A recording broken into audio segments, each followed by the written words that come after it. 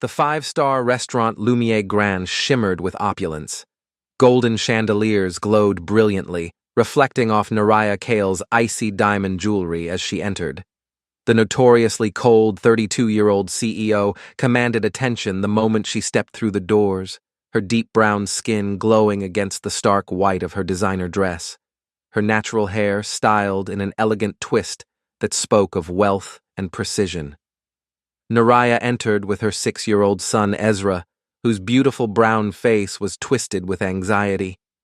He tightly clutched her expensive designer dress, whispering urgently, "Mom, I'm scared of the crowd." Naraya was heading to the VIP section, her heels clicking authoritatively against the marble floor, when she abruptly stopped. Her sharp eyes, the eyes that had negotiated billion-dollar deals, landed on something unexpected. She saw a single dad, weary but smiling, in a faded shirt, expertly cutting pasta for his giggling 7-year-old daughter. His skin was a rich, warm brown, his close-cropped hair showing flecks of gray at the temples. His hands moved with practiced care, the kind of care that spoke of years of solo parenting. Ezra froze, utterly captivated by the scene before him. The little girl's laughter rang out, pure and uninhibited, her brown skin glowing with joy, her braided hair bouncing as she giggled. Naraya frowned deeply, her perfectly arched eyebrows drawing together. "Ezra, stop staring at that humble table." But the boy whispered with an intensity that shocked her, "Mom, I want to sit next to them." Ronan Vale, 36 years old, was exhausted but happy. His deep brown skin showed the lines of a man who worked 2 demanding jobs, a delivery driver by day and a building maintenance man by night, all to provide for his 7-year-old daughter, Amara. Their life was frugal but rich in love. Despite their limited budget, Ronan always made sure to take Amara out for a special, inexpensive weekend meal to celebrate small victories. Today was especially important. Amara had brought home a perfect report card, every subject marked with stars and glowing comments from her teacher. Lumiere Grand was far out of their league, but Ronan had found a small, hidden cafe next door that served excellent pasta. When a staff member at the cafe mistakenly seated them in a quiet, low-profile corner of the main high-end Lumiere Grand dining area, Ronan didn't correct them. He feared the shame of being moved, the humiliation of being told they didn't belong. He simply wanted Amara to enjoy the fancy lights for just one evening, to feel special in a world that often made people like them feel invisible. Amara was a ray of sunshine, bright, curious, and remarkably friendly, always eager to strike up a conversation with anyone nearby. Her brown eyes sparkled with wonder as she admired the shimmering chandeliers, her small brown fingers pointing excitedly at each detail. She was entirely unaware that the most powerful, most photographed woman in the city was about to walk into her life. Naraya Kale, meanwhile, had chosen this evening for a carefully orchestrated soft media reintroduction to the public, a controlled moment of humanity to counteract her icy corporate image. She had planned to take the discreet VIP table, smile for a few calculated photos, and leave. But Ezra refused to budge. "Mom, I want to sit with that girl," Ezra insisted, pulling her sleeve with unprecedented determination. His brown face was set with unusual stubbornness. She looked so happy. Naraya, a woman whose life revolved around logic and corporate strategy, was surprised by her son's raw, uncharacteristic display of emotion. He was usually as reserved as she was, trained by circumstance and wealth to be quiet, controlled. She realized with a sharp pang that her own wealth had bought him silence, not joy. A nervous floor manager approached Naraya, his eyes darting nervously between her and the modest table where Ronan and Amara sat. He whispered urgently, his voice dripping with condescension, "Madam, that family, they may not be suitable for your seating area. Perhaps the main dining room would be more—" Naraya looked from her son's pleading brown eyes to the manager's condescending face. Her corporate edge returned, cold and decisive, her voice dropping to that temperature that made board members tremble. My son decides, she stated flatly. She walked straight to Ronan's small, inconspicuous corner table, her expensive perfume announcing her arrival before her words did. Ronan looked up and nearly choked on his water. He found himself face to face with Nariah Kyle, the woman whose face graced every business magazine, whose name was synonymous with power and wealth. Her brown skin seemed to glow with an otherworldly sheen, and her presence filled the entire corner of the restaurant. Nariah skipped the pleasantries. Her delivery was direct, almost startling. My son wishes to join your table, may we? Amara, delighted by the prospect of a new playmate, beamed, her gap-toothed smile lighting up her entire face. Yes, you can sit right here, miss. Ronan, flustered by the overwhelming presence of the billionaire, quickly pulled out a chair for her. His calloused hands, marked by years of hard work, trembled slightly as he did so. In that moment, he felt a profound sense of disorientation. She belongs to another world entirely. Why would she want to sit with us? The two children instantly connected. Ezra, reserved moments ago, was captivated by Amara's infectious laughter and her easygoing nature. They spoke about school, cartoons, and their father's superpowers, their brown faces animated with excitement, their heads bent together like old friends. Ronan and Nariah, two people worlds apart in wealth and status, sat in an awkward, profound silence, the only thing they shared being the deep, protective love for their children. As Ronan gently finished cutting Amara's pasta into perfect, manageable pieces, Ezra leaned over the table, his eyes fixed on the task with fascination. Nariah watched Ronan's hands, strong, scarred hands that had clearly known hard work, hands that were so different from her own manicured fingers.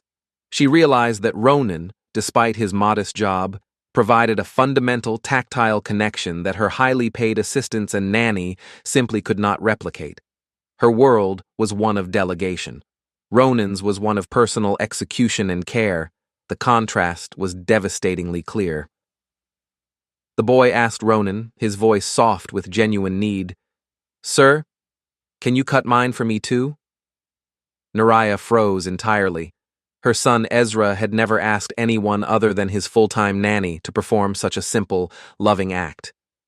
He trusted this stranger instantly, recognizing the pure intention in his kindness. A group of powerful clients seated at a nearby table immediately noticed the scene.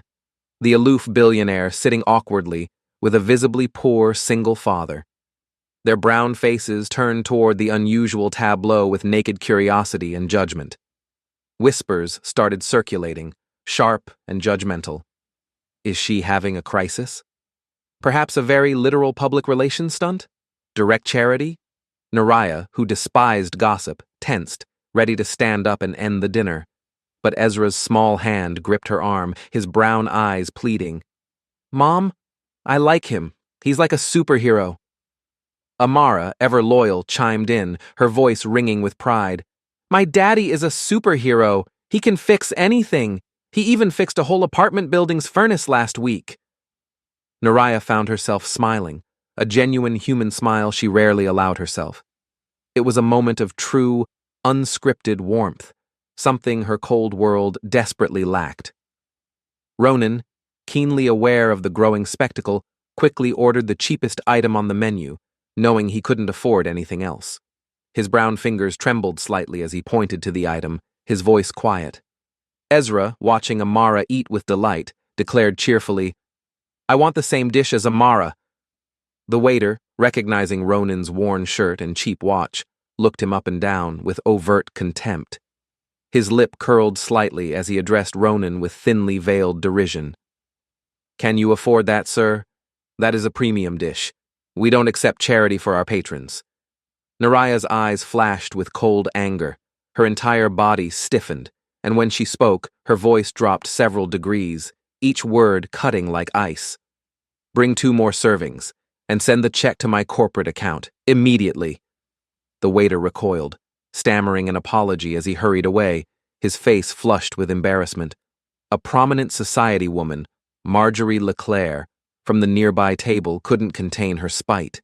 She was an older black woman who had climbed the social ladder through marriage and inheritance, and she looked down on those she considered beneath her with particular cruelty.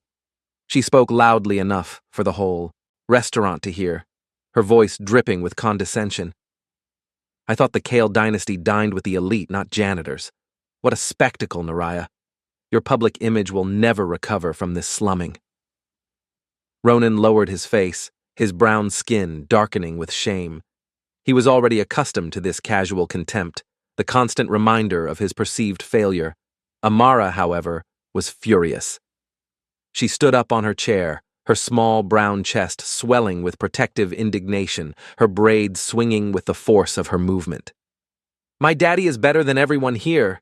He helps people. You are all mean. Ezra immediately stood up too, joining her side, his voice strong and clear. Mr. Ronan is better than all the boring drivers at my house. He knows how to smile. Nariah watched the two children standing together, a small, fierce, protective army around Ronan. It was the most animated, passionate thing she had ever seen her son do. She felt a surge of loyalty, realizing that Ronan, the maintenance man, was the most honorable person in the room.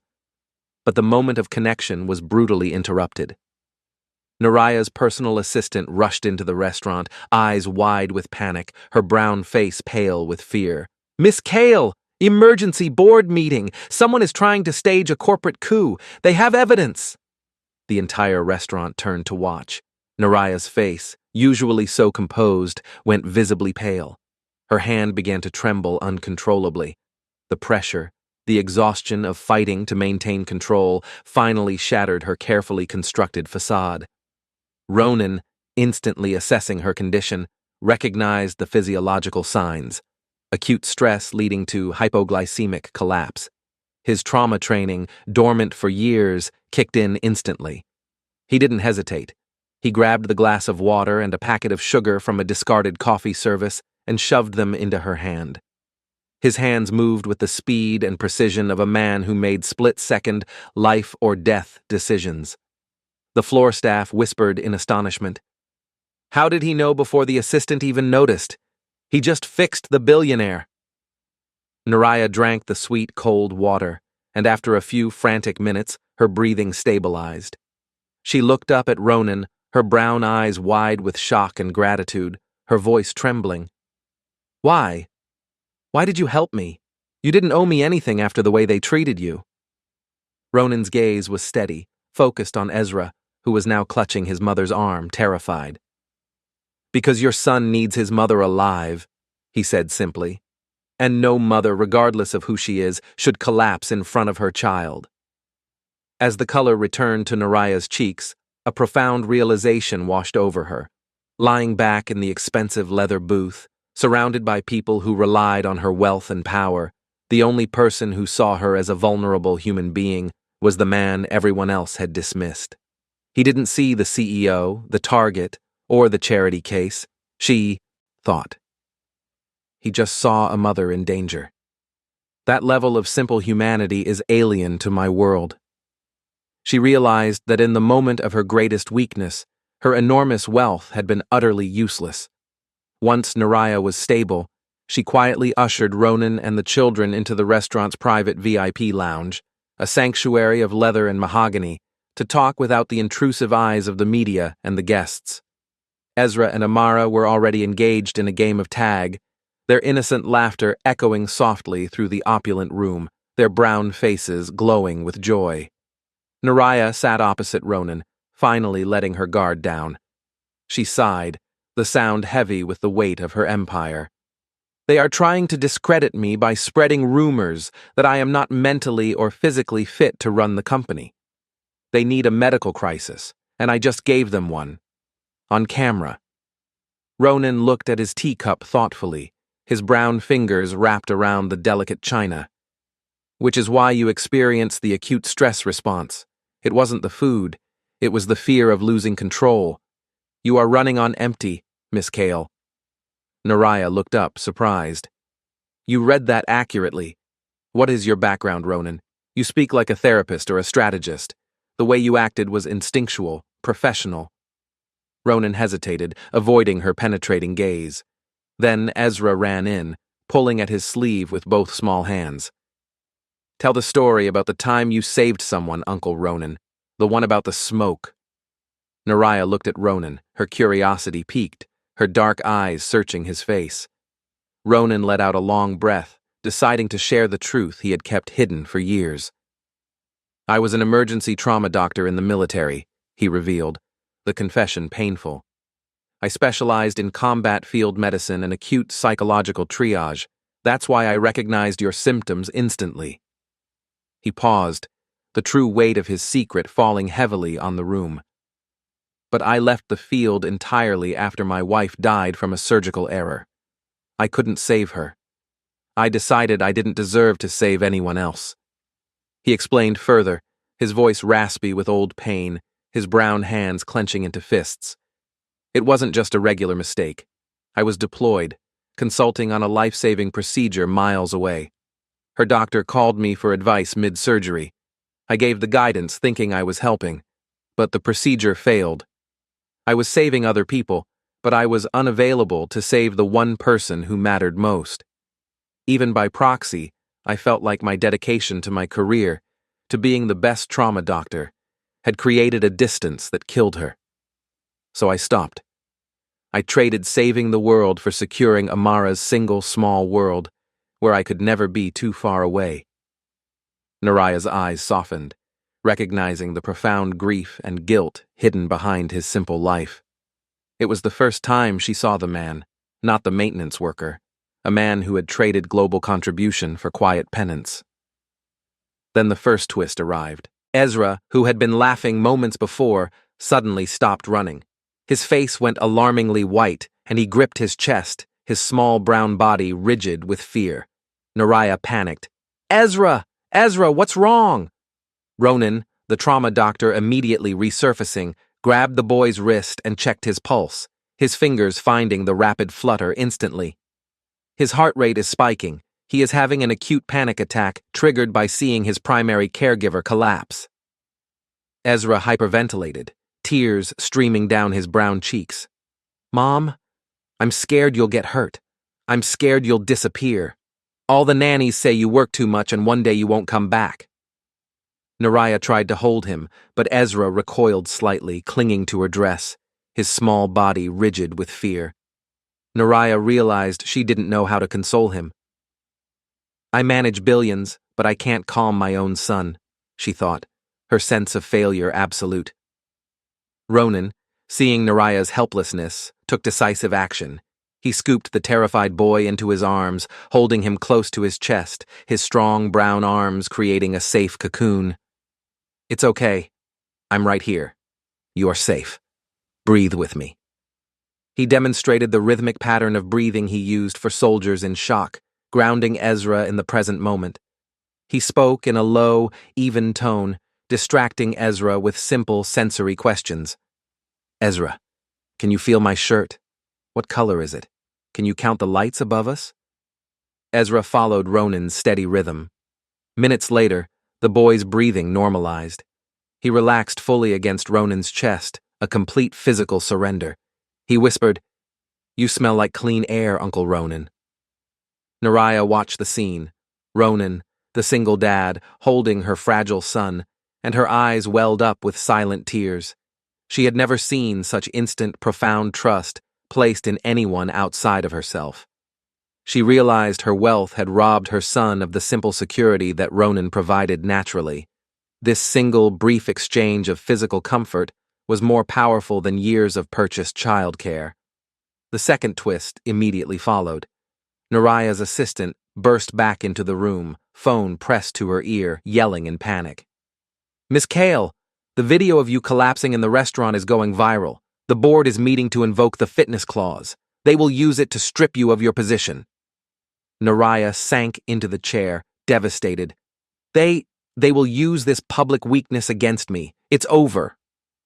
Ronan stood up, his voice decisive and firm, the voice of a man who made critical decisions under fire, his brown eyes blazing with determination. "You are not a cold CEO, Miss Kale.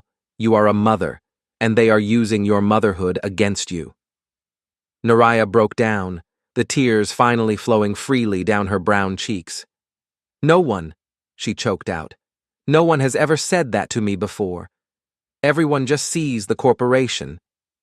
Ronan placed his hand on her shoulder, his touch gentle but grounding. "Let me help. You don't fight a coup with power. You fight it with truth." He quickly and methodically analyzed the situation, the timing of the board meeting, the assistant's sudden appearance, the immediate leak of the video. He saw the operation not as a business problem, but as a hostile, tactical maneuver. The person running this coup needed more than just a boardroom vote, Ronan stated, pointing to the facts with precision. They needed public outrage to pressure the external shareholders. The swiftness of the viral video leak, combined with your assistant's exact panic timing, proves this was coordinated. The head of operations, Cassian Drain, has always wanted your chair. He hired the assistant specifically to gather compromising evidence. That leak was intentional, designed to look accidental. He accurately identified the hidden player behind the corporate conspiracy, the reason for the attack, and the exact strategy needed to spin the media narrative. We don't deny the collapse. We reframe it. We call it what it is, a mother's exhaustion from fighting a hostile corporate takeover designed to damage her family's legacy. We turn his weapon, the video, into your testament to sacrifice. Naraya was astonished. "You're thinking 10 steps ahead of my legal team. You could be my chief strategist and medical advisor rolled into one. You see the human factor in the cold math of power."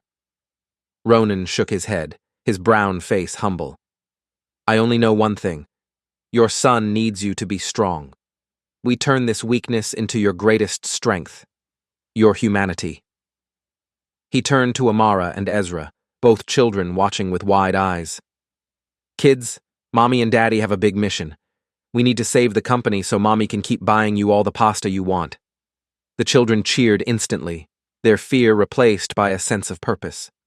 Ezra ran to Ronan, hugging his waist tightly, his small brown arms wrapped around the man who had become his anchor.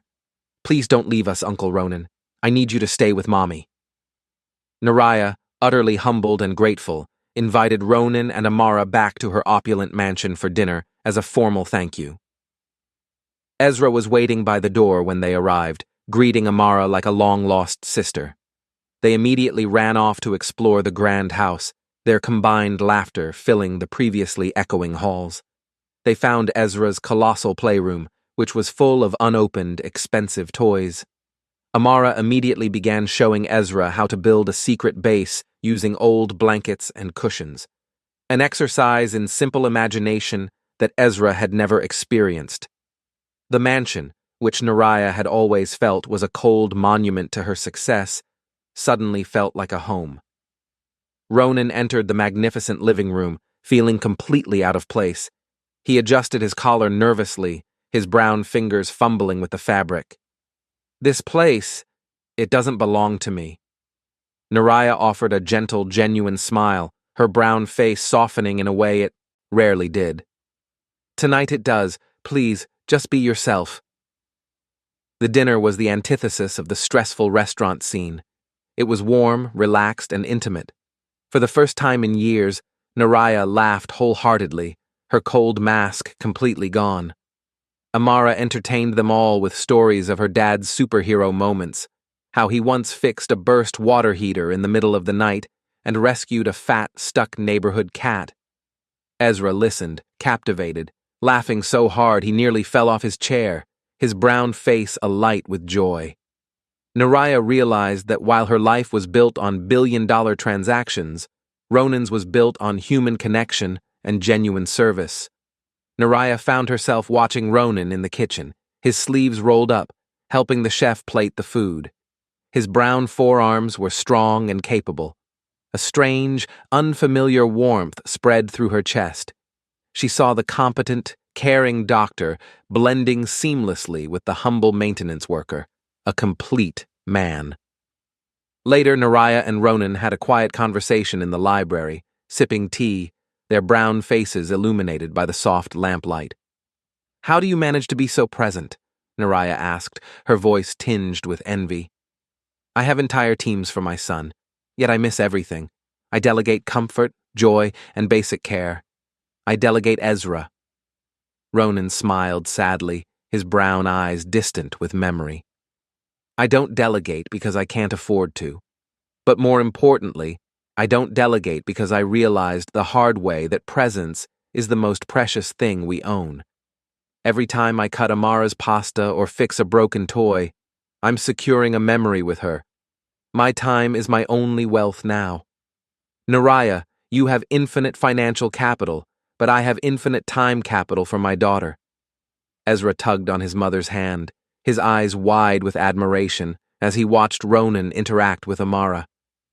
Mom, Uncle Ronan is just like a father to me. He makes things okay. Naraya froze. Her son's simple, unguarded statement struck the deepest, most sensitive chord in her heart. Ezra was voicing the need for the stability and masculine warmth that her work had never allowed her to provide. Naraya led Ronan out to the massive, empty terrace, gazing over the city lights. The night air was cool against their brown skin. For years, I believed I could buy everything my son needed, she confessed, her voice soft and vulnerable. But tonight I realized I bought him loneliness. You gave him 10 minutes of belonging that my entire fortune couldn't purchase. Ronan nodded slowly, his brown face thoughtful in the moonlight. Money creates distance, Naraya, but love closes it. You just have to choose which one you value more. Naraya walked to the edge of the terrace, looking out at the city sprawling below. I spent my life fighting to be seen as a warrior.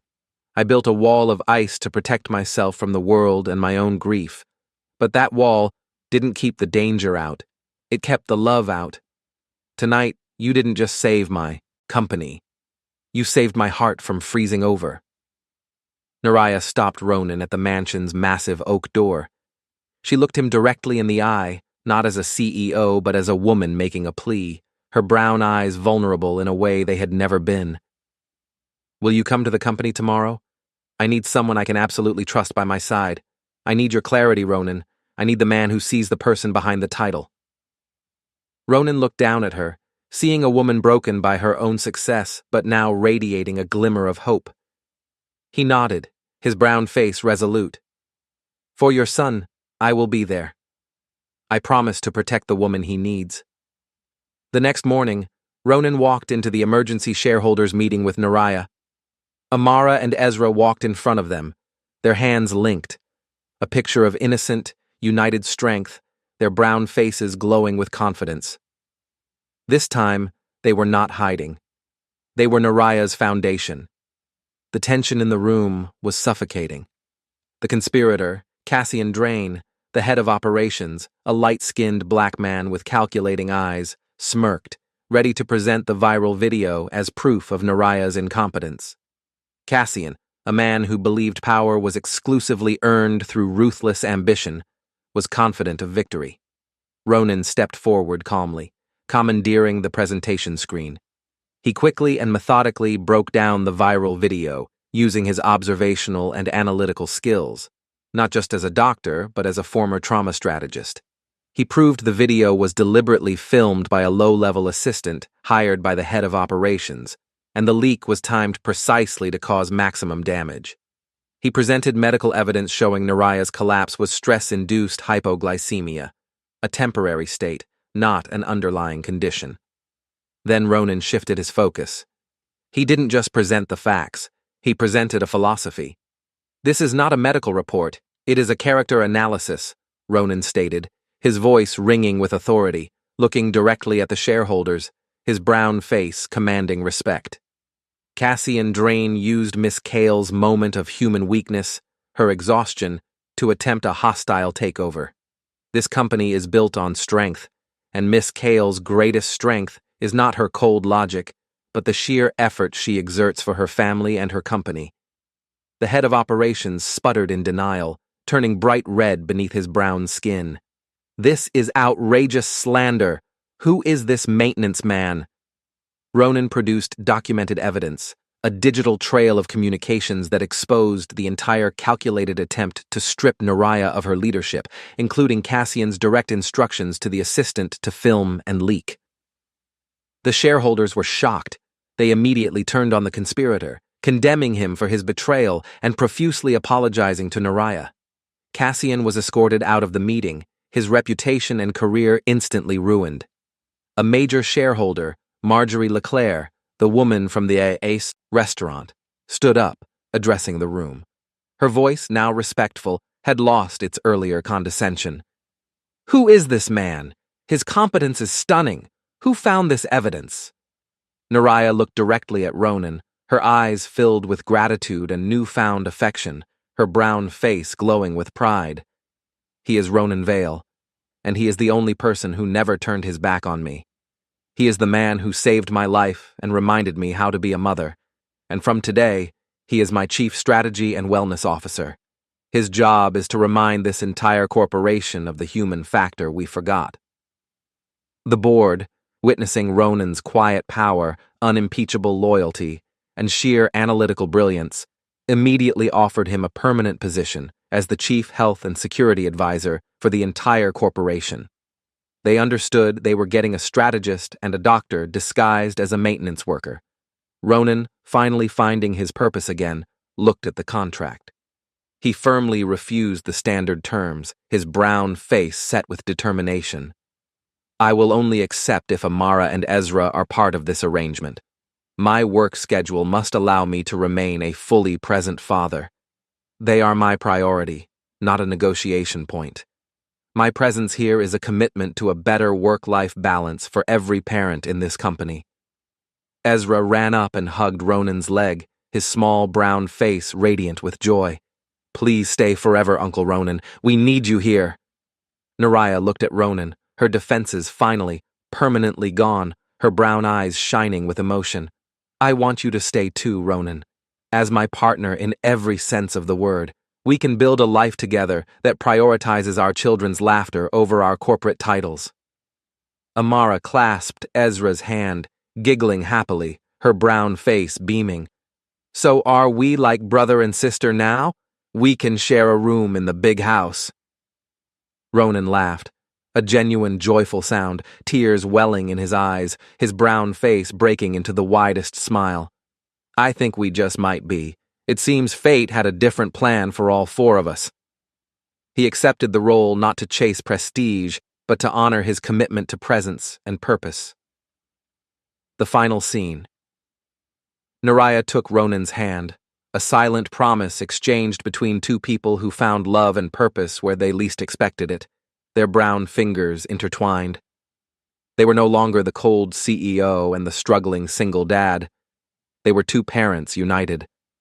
The two children ran ahead, their laughter carrying on the wind, their brown faces tilted toward the sun. The setting sun cast 4 long, intertwined shadows across the pavement, a new, unconventional family, created not by blood or wealth, but by a shared moment of vulnerability, earned respect, and unconditional love. If you believe stories like this deserve to be told, leave a comment and subscribe.